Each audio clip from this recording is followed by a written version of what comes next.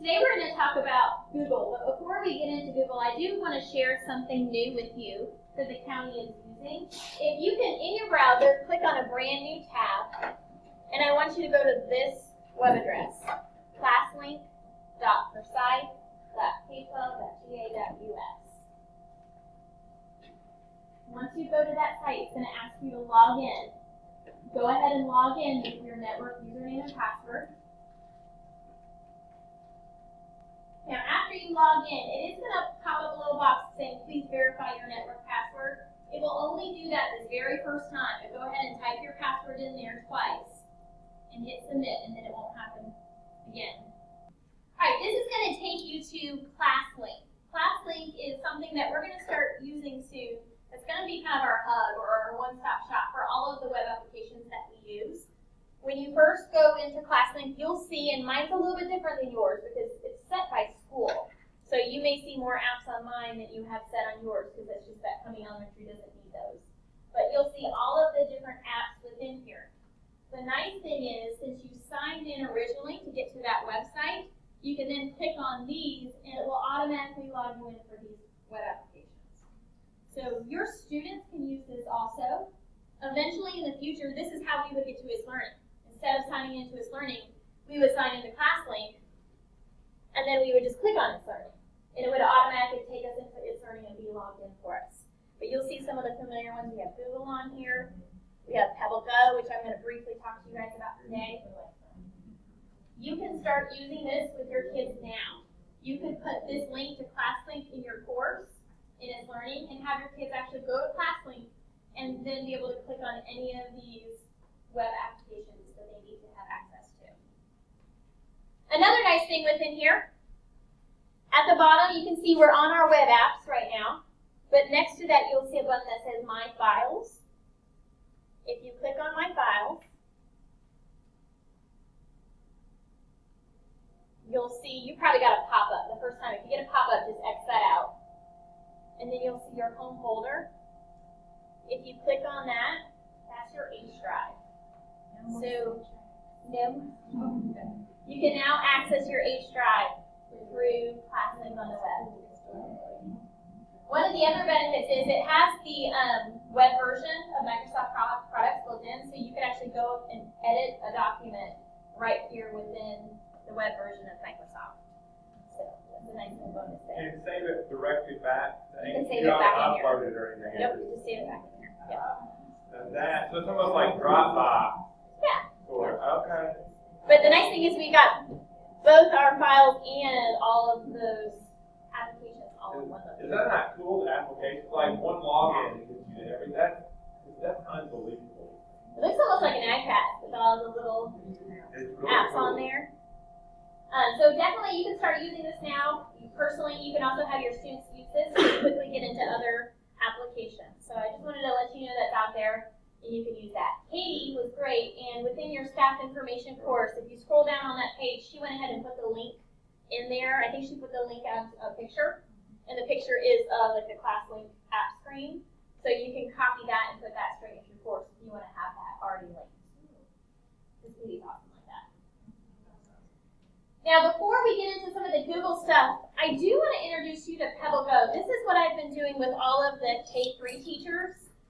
But there are pieces within here that goes with 4th grade standards. So some of your kids would actually benefit from using Pebble Go. So I'm just going to show you just a brief flyby of Pebble Go. But within here, go ahead and click on the app that says Pebble Go. You'll see it's going to automatically log you into Pebble Go. Pebble Go is a database of nonfiction articles for your students. When you first click in here, you've got your different categories. So within here, I can click on science, for example. Life sciences. And then you can click on what type of science you want to look at. Life sciences. Light. Say I want to learn about light. Life sciences. Everybody has their volume on. Anybody else? You don't have to click on life sciences. You can click on anyone that you want. But what it does is after you kind of drill down through the categories and the subcategories, you get to the specific articles. This will pull up with each article. You've got different tabs. So it talks about that. If you have students who are English language learners or they need extra support with reading, they can listen to it. Light is energy that travels in. You also have words in red. Those are going to be our glossary terms. If you click on it, it'll pull it up and tell you what that word means. Again, you can listen to it. Which is great because some there are features within here. Light bounces off things and goes in. Underneath each article, you'll see there are some pieces here. There are print pieces and there are media pieces. For print, this one, if kids are using this as a source, it automatically pulls up that citation. In 4th grade, they should be grabbing information from multiple sources, and they need to know that we have to give credit for those sources. So that automatically will pull up for kids. This one is going to pull up the entire article. If you hit print, what it does is it puts it in PDF format, and then you can take that PDF, you can put it in Learning. You need to make some copies of it, you could always print it, but you've got the entire piece there. You click on print, right? Yes, Yeah. and that generates that PDF. There are some activities loaded within here. I will say the activities, when I was looking at them, you have to actually click print for it to load, but they are a little bit lower level. So if you wanted to, you could always take that activity and put it into an Learning assignment and then tweak it to make it a higher level for your kids. On the media side, depending on what topic you're looking at, right now I'm in science and I'm in light. I have a video link here, and that's going to pull up a video that goes with that topic. You can see this one has actually 2 videos. Now, if you are in a different category, you might have some different options. So I'm going to go into biographies, for example. Inventors and business. And I'm just going to click on a person. Your interactive choices are a little bit different. I have my video. All of them will have a video. But now I also have a timeline. So I can pull up my timeline and go through. You'll see it colors it yellow when you click on it.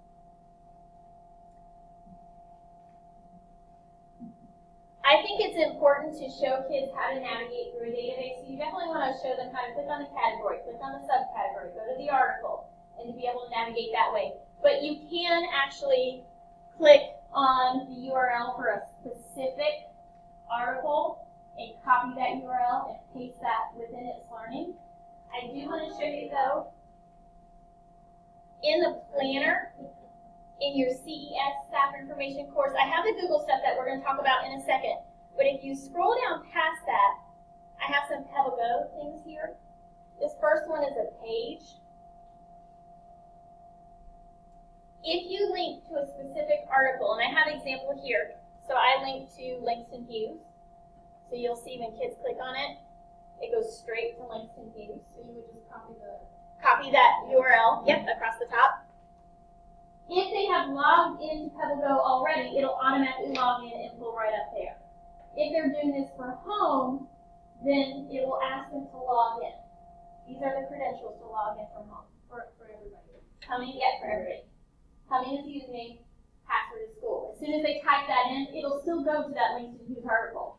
It still takes you to that same place you wanted to go, but it will make you log in. And then in this block, I just went ahead and put some links to Pebble Go. They're all links to the same place. I just did the links in different ways. So if you wanted a link that's linked to words, you can just copy this. This one is a link to it from a picture, and then this one is actually URL. But PassLink is going to work in Google Chrome, but they may get home and not have Google Chrome. So then you might want them to click on a link that's within your course. Great question. So that's my really fast flyby of Pebble Go, because I didn't want you guys to not see it, because I think there are some valuable pieces in there for your students. But do you guys have any questions on that? I would definitely go in and dig around a little bit and play with that. That's a great resource. Okay, go ahead and go into your CES Staff Information course and click on your course dashboard. And we're going to talk a little bit about Google. Does anybody in here already use Google? Okay, so we have a couple of people. You don't. I'm just kidding. Do you guys use Google Forms, Google Docs, kind of all pieces? Okay, perfect. So today I'm going to show you mainly Google Docs and Google Forms. I'm going to show you how to do some different things within both of those. But I do have a lot of resources down here in this Google How-To document folder. So anything I show you how to do today, when you walk out, if you don't remember later on how to do that, just come to this folder and there will be a how-to sheet for all of that. So one of the nice things about Google is that students can collaborate at the same time on different pieces that you put in here. We're going to start with our docs. In the resources, that very first one says Google Doc Collaborative Example. Let's say I create a doc and I want my kids to all work together. When you put this in It's Learning, you're just taking the link, the big URL, and you're just adding it as a link within your course. But you'll see it opens up like this. It's within that little window and it's really small and hard for your kids to read. So I always tell the students, just click on the link here, and that will open it outside of It's Learning. And that gives them the full view. So they would make a copy of their own. Not for this one, so this one's a collaborative one. Yes. The next one I'm going to show you where to do copying. Yeah. If you want your kids to collaborate and work at the same time, I highly suggest you make sections for them to work in. Otherwise, they type over each other or they move somebody else's writing. So this is an example where it would work really well for kids. So each of them are going to choose a part of the cell, and they're going to write about it within here. So every kid's working in a different section on this doc. And in the end, we all have this collaborative piece with all the pieces filled in. But everybody has their own little piece. So when you have kids collaborating and working together, just kind of keep in mind that you want to make sure it's clear where they need to be doing that work so they don't write over each other. Now, sometimes when you're doing Google, you want kids to have their own copy of it. So this next one is an example of something that you would want it to be a template. So for this one, it's for writing. My kids are going to be writing about their main idea and their details that go along with their writing piece. But I don't want everybody collaborating on this because everybody has their own piece of writing. So I'm going to show you how to force it so that kids have to open their own copy. What you would do within your Google Doc, you would make your template. Then up here at the top where we have this big long URL, you'll see here at the end, it has the word edit. What we're going to do is we're going to take away that word edit, and instead we're going to write the word copy. Now I'm going to take that whole URL, and I'm going to copy it.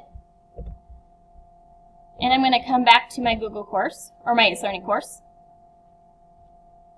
And I'm going to add this in, and I'm just going to add it as a file or link, because it's just a link.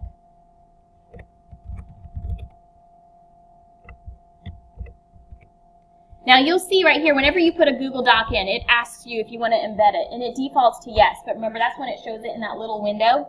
So you can leave it like that and have kids click on the link, or you can choose not to have it embedded at all. And now when kids come and they click on it, they'll see that link, but when they click to open it up, it forces them to make a copy. It says, would you like to make a copy of this? They can't get in and edit that original one. They have to say make a copy. If you use Google Classroom, because I get that question a lot, with Google Classroom or It's Learning, I think they both work really well together. I wouldn't say one over the other one. I would probably link your Google Classroom within It's Learning, so kids still go to that same spot that they always go, and they can click on the Google Classroom link from there and go in and do whatever they need to do. But I think that there are things that Google Classroom offers that are easier, like that, just being able to send copies out to kids. And I think there are things that It's Learning does that Google Classroom doesn't do. So when you use both of those tools together, it makes it wonderful.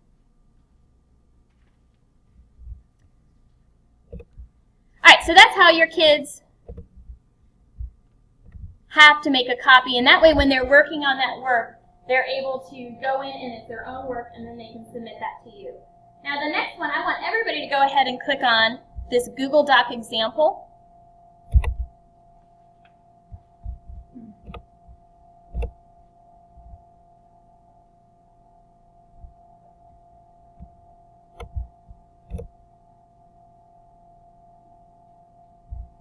And you have to actually click on that link. I forced this one to make a copy, so you should have been asked if you want to make a copy, because I want you guys to be able to play with me when I do this next piece.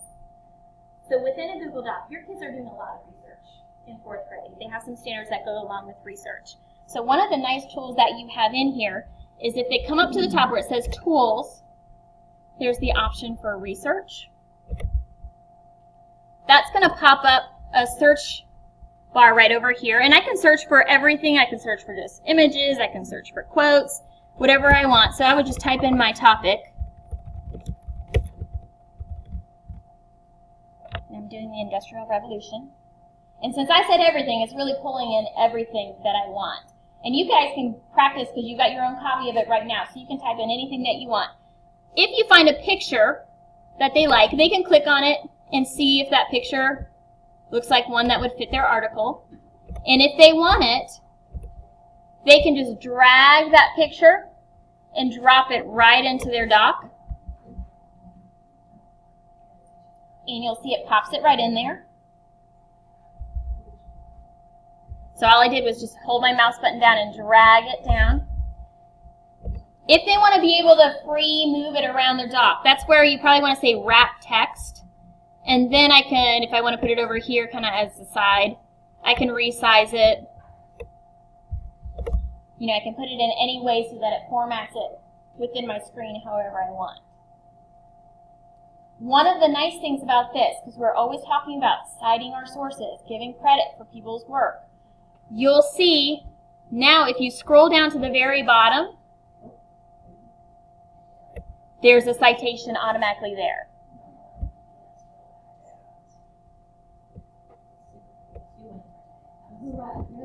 Yay! Same thing for the content. So it pulled websites. So for the kids, they can click right on this website. I'm going to go in another tab. I'm going to go read about this. If I like this, then I can come here and in my text, wherever I want it to be, if I hover over that resource, you'll see it gives you the choice of inserting the link straight to that website or doing a citation.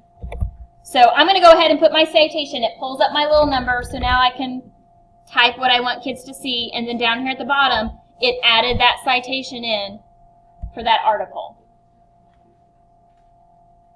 So take a minute or two and just kind of play around with searching for things and pulling it in. It's really cool. You can check quotes. Now, as your kids are working, or if you're doing a collaboration piece and you want to know who's doing what within the document, one of the nice things that you can do is if you go to File, you have the option to see revision history. So any changes that have happened to this doc, I can see all those different changes. When you click that, over here on the side, it'll show you the different time periods that it's been worked on. Now mine was a brand new copy, so that's why I only have 2 time periods. But the first one, if you click back on it, it's going to just show you a preview of what it looked like at that time. So when I first opened this doc, it looked like this. It didn't have any of those pictures or any of those things. If I wanted to go back to this, because maybe I messed up on something, I could click restore this version, and it'll bring it back to this. If I click here, this is my newest version. At 113, I can see everything. Everything that's highlighted in different colors, if you have different kids working on that same doc, when you go into revision history, it'll say Jacqueline Orish is this teal color, and it'll highlight everything that I put in. It would say Katie Gunter is this pink color, because she's a pink kind of person. And it would highlight everything in pink that she did on that doc.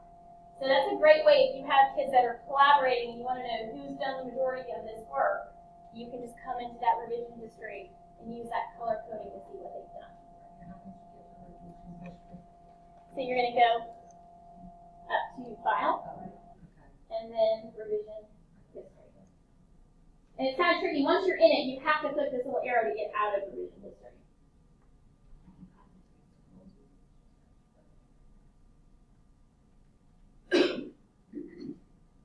So those are just a few things I wanted to share with you about Google Docs. I'm going to go ahead and show you some things about Google Forms now. Google Forms are one of my favorites.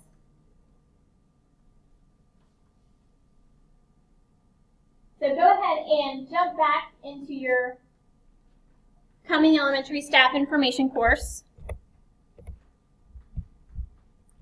and go back to that course dashboard.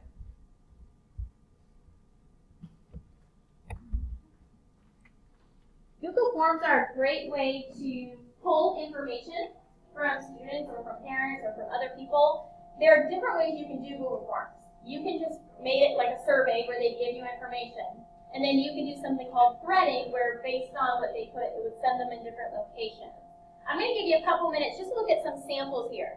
If you look in the resources, there's Google Form examples.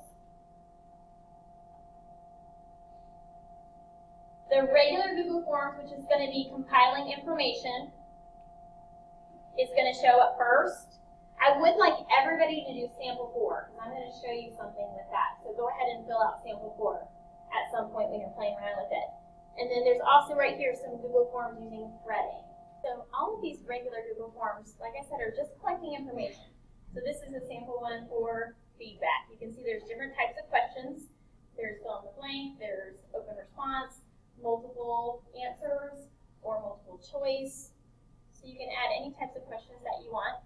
Within the threading, I do want to point out these. We're not going to go into how to do these today, but I do have the directions right here if you are interested in trying them out. But with Google Forms with threads, to show you an example, this one is if you have students who are in math groups. When they come in, it automatically opens up to this question. It asks them their name, and then they choose which math group they're in. So I'm going to choose cheetahs, and then hit continue. And then it gives me my math problem. So what's 12 plus 7? And there's a little word problem to solve. Now let's say I'm not a cheetah, I'm a polar bear. So if I click on polar bear, it's a completely different problem. So the kids all think they're doing the same thing because they're all starting on the same form with that same beginning question, but based on what they choose for their group, in this question right here, it sends them to different places. That's what the threading is within here. Another thing that you can do, this is another example. So it starts off what's equivalent to 1/3. If I pick the wrong answer, it's going to send me here. I don't have any question to work on, but it gives me a link to a review video. So then I would go watch that review video, and then I'm going to come back, and it doesn't matter if I hit back or continue. Either one's going to take me back to that first question, and I'd have to try it again. If I got that one correct, then I would move on to the next question, and then based on my answer there, it could send me to different places. So that's threading, and it's really cool, but I don't have time to show you guys how to do that today. But if you're interested in that, I know I showed you guys at Settle, so she could probably help you with that. But and I'd be happy to come work with you guys and create some of these, because I think they're really neat for the kids and they're fun. Now, I do want to show you one last thing. Let's see.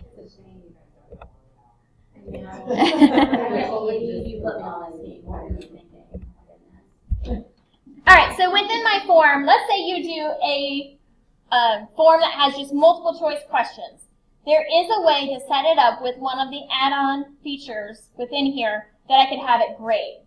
So here's that water cycle one that I had you guys do. So if I come in here, I'm going to go view responses. And I can see all the responses that I have here. And then I'm going to come up, keeps moving around, to add-ons. And the first time you do this, you would have to click Get Add-on. And then you're going to search for one called Flubberoo. I have already added it in here, so that's why it shows up for me. But I'm going to go ahead and click on Flubberoo, and then I would choose Grade the Assignment.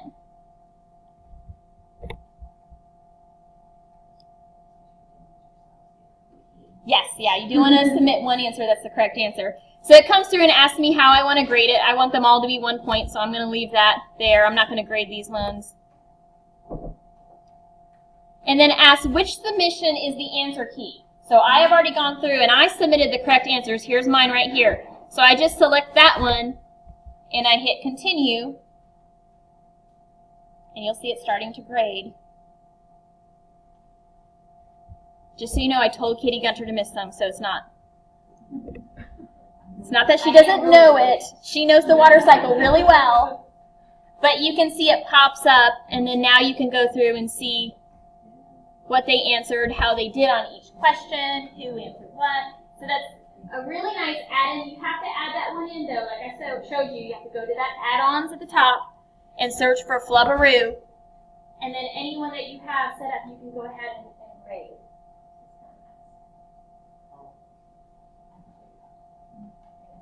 So I know I showed you guys a lot today. I really just wanted to show you what was possible.